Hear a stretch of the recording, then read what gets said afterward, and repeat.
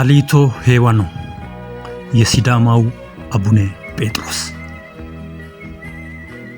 ኢጣሊያ አገራችንን ዳግመኛ ስትወረው በጣሊያን ወረራ ወቅት አሊቶ ሄዋኖ በሲዳማ አላዎ ሞቴ ንጉስ ነበሩ።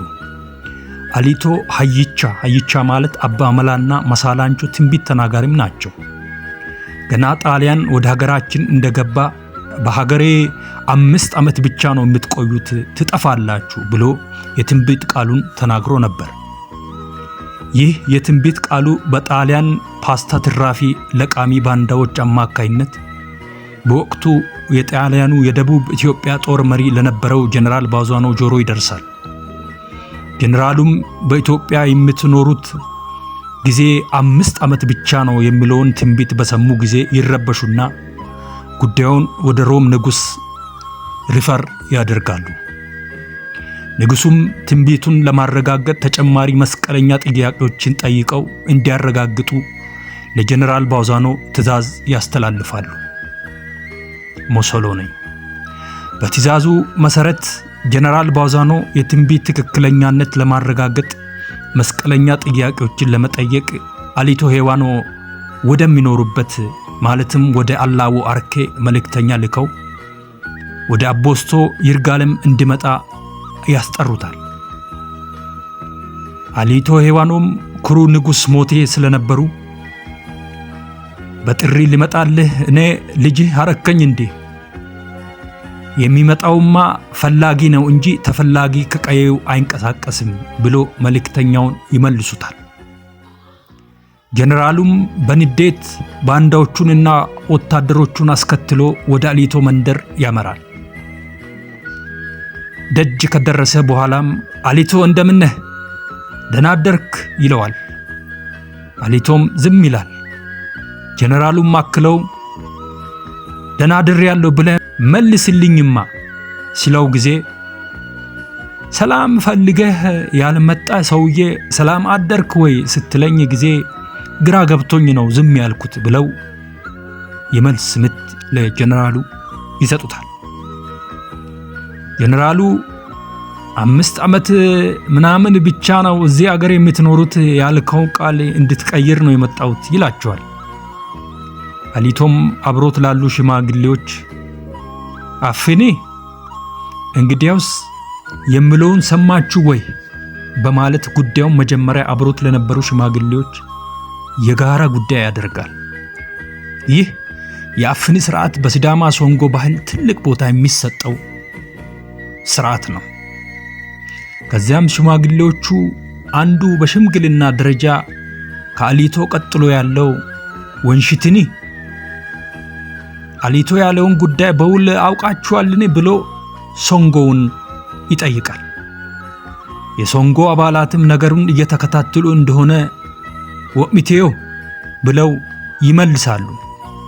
ከዚያም ወንሽትኒ ብለው ሶንጎውን ጠይቀው የነበሩ ሽማግሌዎች አሊቶን አንፎንና ዳባሪ ሰምተናልና መልስለት ብለው ይፈቅዱታል። አሊቶም አዎ 5 ዓመት ብቻ ነው የምትኖሩት ትጠፋላችሁ፣ እኔ ቃሌን ብቀይር እውነት አትቀየርም አትልፋ ይሉታል። ንግግራቸው በአስተርጓሚ መሆኑ ነው። ጀነራል በአሊቶ መልስ ተናደው ለማረጋገጥ አንዲት እርጉዝ ላም እንዲያመጡ ወታደሮቹን ያዛል። እነሱም ያመጡለታል። ከዚያም አሊቶ አንተ ትንቢት ተናጋሪ ከሆንክ እስኪ ይህች ላም ያረገዘች ጥጃ ጾታና መልክ ንገረኝ ይላቸዋል። እውነተኛ ትንቢት ተናጋሪ ስለመሆናቸውን ለማረጋገጥ አሊቶ የሲዳማ ባህል ሐሳብ የማንሸራሸራ ወግ የቅድሙን አፍኒ ስርዓቱን ጠብቆ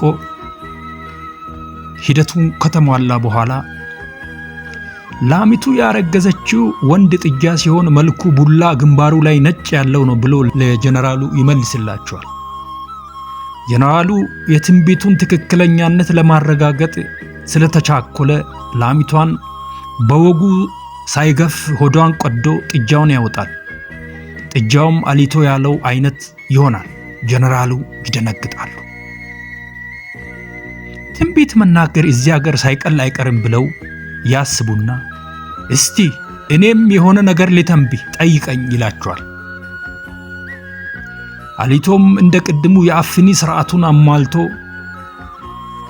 ልጆች እስኪ 3 ጠርሙዞችን አዘጋጁልኝ፣ በአንዱ ውሃ ሙሉ፣ በሁለተኛው ውሃውን የጠርሙዙን ግማሽ ያክል ጨምሩ፣ በሶስተኛው ባዶ ጠርሙዝ አምጡልኝ ይላቸዋል።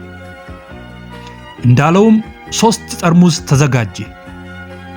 በአንዱ ውሃው ሙሉ ተደረገ፣ በሁለተኛው ውሃው ጎደሎ ሲደረግ፣ በሶስተኛው ባዶ ጠርሙዝ ተደረገ። ከዚያም አሊቶ ጀነራሉን ስለነዚህ ጠርሙዞች በጥልቀት መርምረህ እውነቱን ንገረኝ ይላቸዋል። ጀነራሉም ምንድነው ፈታኝ ጥያቄ ሲጠብቅ የሕፃናት ጫወታ አረክ ይልና ይህማ 3 ጠርሙዝ ነው፣ አንዱ ሙሉ ውሃ፣ በአንዱ ግማሽ፣ በሶስተኛው ባዶ ነው ብሎ እርፍ ይላል። አሊቶ ዲአፍኒ ጠይቄው የመለሰልኝን መልስ አዳመጣችሁ አይደል እንደማለት ነው ብለው የተለመደውን አብሮ ያሉ ሽማግሌዎችን ካሳተፉ በኋላ ጀነራሉ መልሱን በትክክል አለመመለሳቸው ነገሯቸው። ከዚያም አሊቶ እኔ ልንገሬ አዳምጥ፣ ሙሉ ጠርሙዝ ህዝቤ ነው፣ ህዝቤ ሲዳማ ኢትዮጵያ፣ ህዝቤ ሁሌ ሙሉ መሆኑን የሚገልጽ ምሳሌ ነው። የመጀመሪያ ጎደሎው የናንተን ፓስታ ትራፊ የሚለቃቅሙ ከሃዲ ባንዳዎች ናቸው። ማንነታቸውን ለሆድ የሸጡ እነሱ መቼም ሙሉ ሊሆኑ አይችሉም። እነሱ ሁሌም ጎደሎ ናቸው። ጎደሎው ጠርሙዝ ባንዳዎችን ይመለከታል። ሶስተኛው ባዶ ጠርሙዝ የናንተ የጣሊያኖች ተምሳሌት ነው።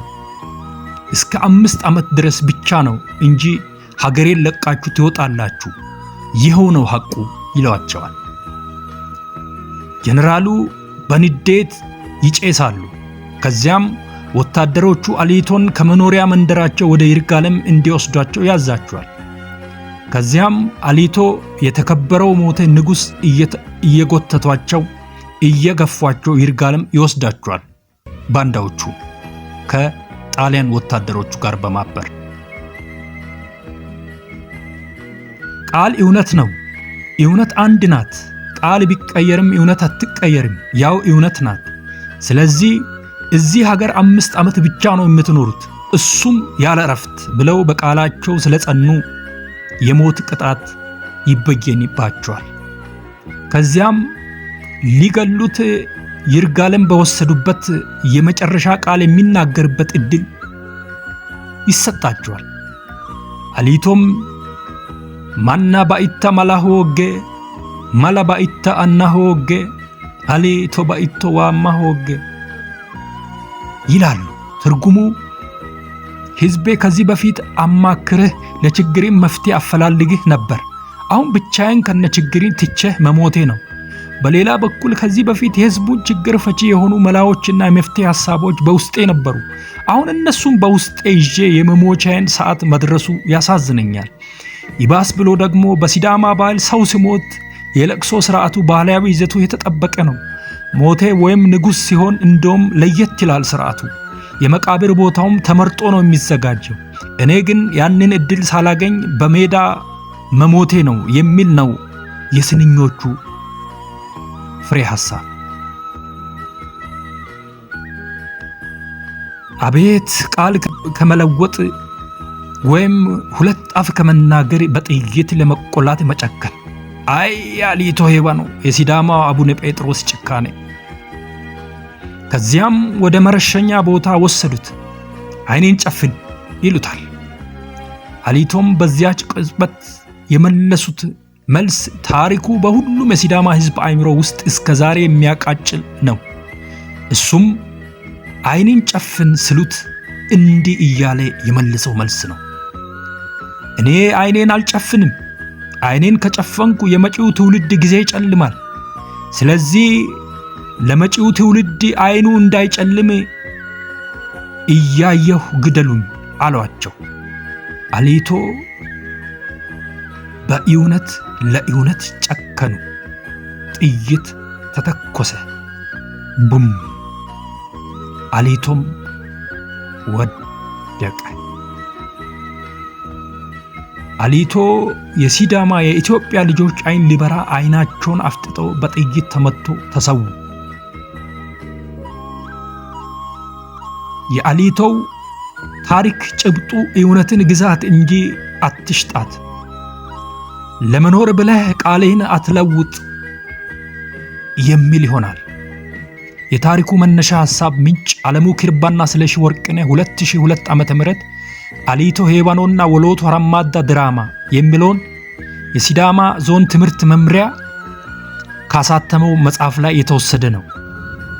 ተርጓሚና ተራኪ ሳሙኤል በላይነህ ቃሜ።